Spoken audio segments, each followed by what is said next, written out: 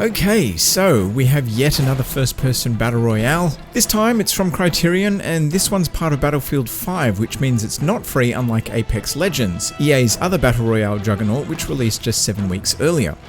Man, can someone please explain the concept of shooting yourself in the foot to EA? Because it almost feels like they're doing it intentionally at this point.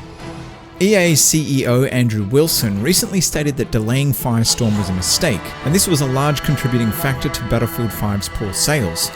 Whether this is true or not, we may never know, but it does pose an interesting question. If EA think that having Firestorm at launch would have made a significant difference to sales, then they must think it's pretty special. So, has it been worth the wait? Is Firestorm the best battle royale yet? And more importantly, does it stand any chance against Apex Legends? On the surface, Firestorm shares a lot in common with its competition, and in terms of fulfilling the battle royale checklist, it's all here. It's got a crazy big map, it's got vehicles, it's got looting, and it's got long periods of downtime interspersed with intense action.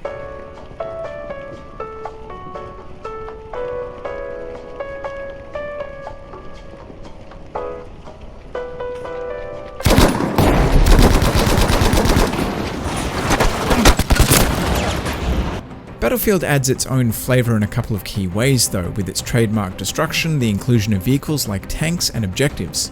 This results in a fairly unique experience, and it's easily one of the most complex and chaotic battle royales to date. Like many other BRs, you start each round being airdropped in. Once you hit the ground, the familiar scramble to find anything that will keep you alive longer is your primary focus.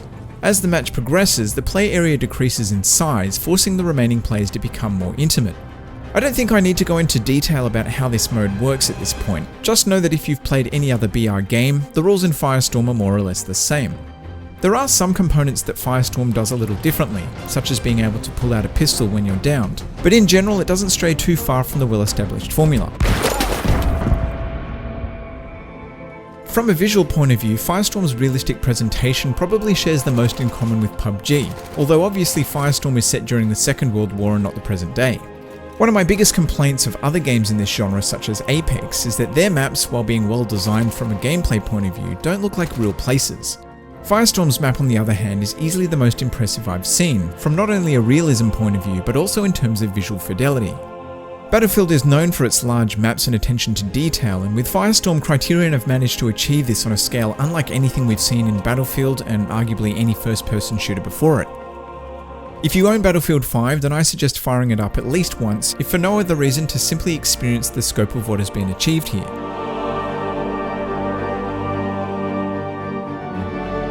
The entire map is never fully available though, because the Ring of Fire, which sections off the playable area, is present right from the start. This might seem like a bad thing, but because the map is so huge, it keeps players relatively close together and it prevents there being too much downtime. The starting position of the ring is random, so each game plays out differently. Sometimes you'll be duking it out in the snow, and other times you'll be fighting next to the seaside. There are 12 major sections of the map, so there's plenty of different locations to explore, although a lot of it looks very similar. I guess from a realism point of view, you can't have dramatically different biomes like Apex does. Personally, I prefer realism over diversity, but I can see how some people might think the landscape is a bit boring. This aside though, the map is clearly a high point and undoubtedly something a lot of time was spent on during development. But having a beautiful game world isn't everything. Gameplay is equally important, and thankfully Firestorm gets this mostly right too. And yes, that was a dig against Red Dead. Firestorm retains Battlefield's signature look and feel, from its destructible environments to its weighty gunplay. In many ways, the Battlefield formula is a perfect fit for this game type because we've been accustomed to things like large maps and reviving fallen squad members since forever. Firestorm supports up to 64 players at launch with 2 modes, solos and squads of up to 4. Duos are planned as a limited mode in April, which seems like an odd choice, but hopefully it gains popularity and becomes a permanent fixture.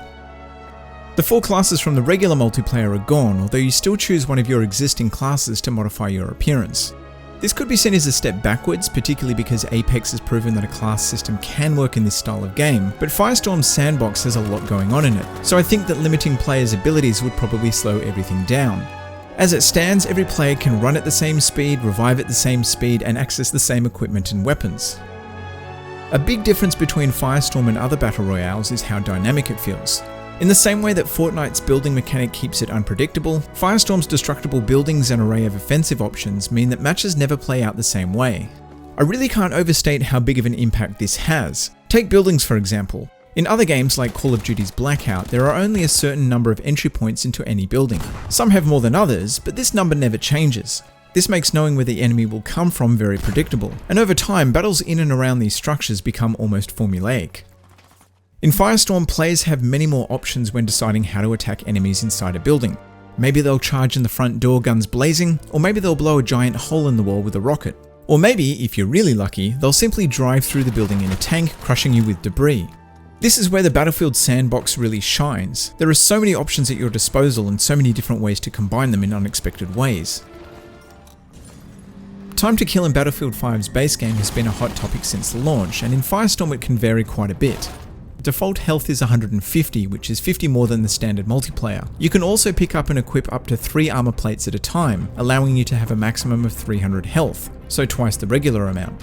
This does make enemies with full armor a bit more difficult to take down, but it never feels horribly overpowered or as bullet spongy as something like Apex. So while working together is still your best bet, it is possible to take out enemies single-handedly.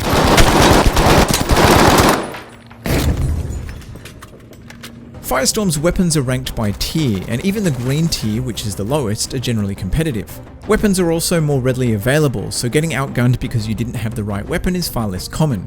I've also found that getting killed before you can find a decent gun isn't as egregious as it is in some other BRs. Weapons perform mostly the same as in the regular multiplayer, and I think they're one of the strongest aspects of the game. You can carry up to 2 primaries as well as a sidearm at the same time, along with a myriad of equipment, explosives and gadgets. The really good thing is that the higher tier weapons don't deal more damage than the lower ones, at least not in my experience. Level 2 or 3 weapons have attachments and specializations, making them easier to use, and in some cases this can make a significant difference, but you can still be fairly lethal with most of the level 1 weapons you find at the start, unlike some other games. Can I have something other than the fucking multi-ping? I will say that the shotguns probably fare the least well out of all the primaries because unless you're in a building, sightlines tend to be quite long, but being able to hold 2 primaries means that you can have a shotgun for close quarters and a rifle or an LMG for everywhere else. Overall, engaging other players feels much more skill-based than many other BRs I've played. This might be partly due to the 150 hours I've sunk into the regular multiplayer, but that being said, I have thousands of hours experience in Call of Duty's multiplayer, and I still find Blackout extremely frustrating. In Firestorm, when I lose a gunfight, it's typically because I got flanked, outnumbered, or my aim simply wasn't good enough. Yeah, that's a pretty common one. My point is, when I lose in Firestorm, it's generally not because of something out of my control or something I couldn't counter. Now that doesn't mean that you can't get killed in annoying ways or that the combat is always satisfying regardless of the outcome. Losing early on, for example, remains a frustrating part of the BR experience, particularly when the matchmaking can take almost as long as your last game. Firestorm does a good job at breaking up the typical downtime that's become synonymous with this genre. Capturing objectives and seeking out things like weapon strongholds really helps eliminate the monotony so common in other games. Having activities to do outside of killing and looting makes the downtime feel less obvious, and I'd like to think that it also reduces camping. While this is definitely something you'll still come across, I haven't experienced a ton of it. The Ring of Fire tends to move pretty quickly, so sitting in the one spot isn't possible for long. So let's move on to the UI. Firestorm has a unique approach to its inventory system which has both pros and cons. The inventory UI is persistently displayed on the screen, which means you don't have to open a new window to see everything you have. It also expands and contracts depending on how many items you're holding, so it never occupies more of the screen than it needs to. It also does a pretty good job at letting you quickly see what you have by grouping all your equipment and weapon information together. Some tasks are a bit fiddly though, such as dropping and swapping items, and although weapon tiers are color-coded, ammo isn't, which can make it difficult to know what you do and don't need. There's also too much reliance on the player to remember which icons represent what. Weapons, for example, aren't too difficult to identify, but the ammunition types are way too similar. Not having to stop and open a menu or glean information from multiple locations on the screen though is definitely a boon. Looting is another area that needs work, particularly when looting items off fallen enemies. At the moment, everything just kind of drops in a big pile in no particular order. This can make it very time consuming to sort through and pick up items, as you physically have to move over something to interact with it. If an enemy was holding onto a lot of items, then good luck sorting through their stash and finding what you need with any kind of speed. This has been raised by just about everyone who's played Firestorm, and apparently Criterion will address this in the game's first big update. Who knows when that will be, but fingers crossed they opt for something like Apex's looting system. Now you can mark items on the map for your squad, but again marking the correct item in a mess of stuff on the ground doesn't feel very intuitive. The marking system also lets you point out areas of interest, but it's so subtle and the markers are so tiny that half the time your team won't know that you've done this. Most of the time you still need to let them know verbally, making it kind of pointless. At this stage, communicating with your team is still very dependent on using voice chat, so hopefully this is something Criterion are working on improving. One strange design choice with Firestorm is that it doesn't have a unique progression system. You still earn XP and company coin, but it accumulates as part of your regular progression in the main game. On one hand, this is kind of good because you can start ranking up weapons that you might not have unlocked, and it gives you access to all your existing cosmetic items. On the other hand, it doesn't really provide any incentive to keep playing outside of winning. Other BRs reward dedicated players with ways to show off, like fancy skins and animations. Firestorm feels pretty lacking in this department, and I think a lot of people, and particularly fans of other BR games, will see this as very underwhelming. On the plus side though, there isn't a loot box in sight. I've made a few comparisons to Apex Legends at this point, so one question I'm guessing a lot of people will have is how does it compare?